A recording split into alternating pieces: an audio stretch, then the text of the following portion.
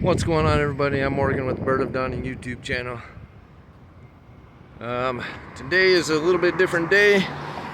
This is a little something I said I had promised you guys when I was recording in Vegas. Some traffic wasn't so loud, but honestly it's a lot quieter than the two trains that just passed during the last two times I tried filming this. So I apologize for the audio, but at this point this is what we're gonna get.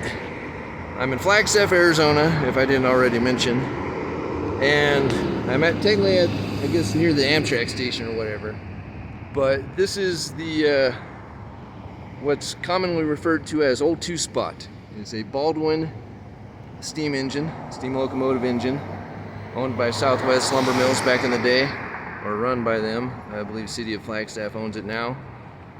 And the reason why it's called Old Two Spot is my great-grandfather, who was the engineer of this train, or at least for a good portion of its running life, used to hang his water jug, which was a leather water jug, not canvas, on the little placard over here. That they're going to say it was canvas. I'm pretty certain it was leather.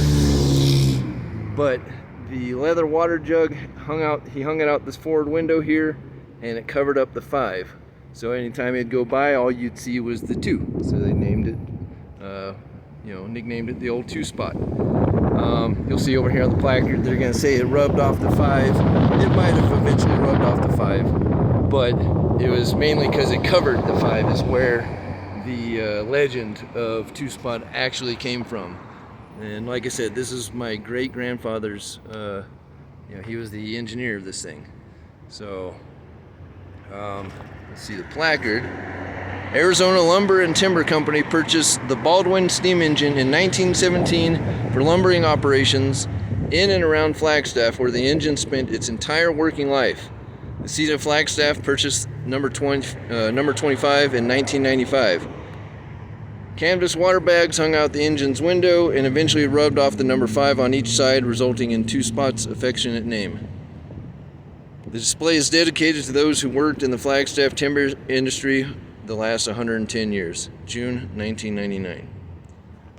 So I'm kind of glad that the city of Flagstaff picked this up. It's been on display in numerous places. It's had fences around it and all kinds of stuff. It's been graffitied, and I'm not sure how many times it's been restored or whatever, but I'm really happy that it's got a nice life here where people can see what what moved the world some 50 plus years ago. Baldwin Locomotive Works, January 1911, 35938, Philadelphia, USA. There's the number 25 up there.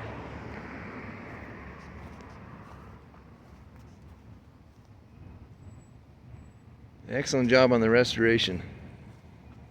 And like I said, I'm really glad it's here where people can enjoy it, take a look at it, see the history that helped build Flagstaff and a lot of the surrounding communities.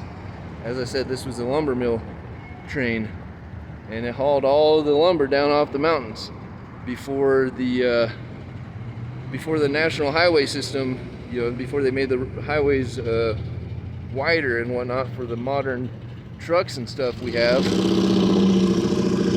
This is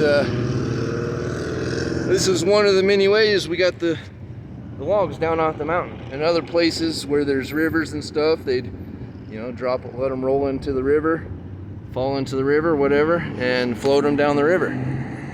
But here we use the logging train.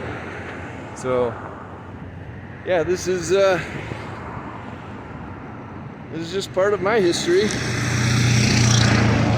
and part of the reason why I love trains so much. When I lived in Germany as a boy, that was a special treat. We didn't go anywhere without riding the train. And I don't even know how many trains I've ridden over there, but many trains are ridden over in Germany. The British train, all kinds of German trains. I think we rode a couple old steam locomotives there as well. Frankfurt was the main hub there. But yeah, so this is just a little bit of my history. I'm Morgan with Bird of Dawning YouTube channel. I appreciate you taking a gander here and hanging out with me while I do a little documentation of Old Two Spot, my papa's train, my great-grandfather. You guys be well, and I'll see you guys soon. Thanks again for tuning in. I'll see you next time.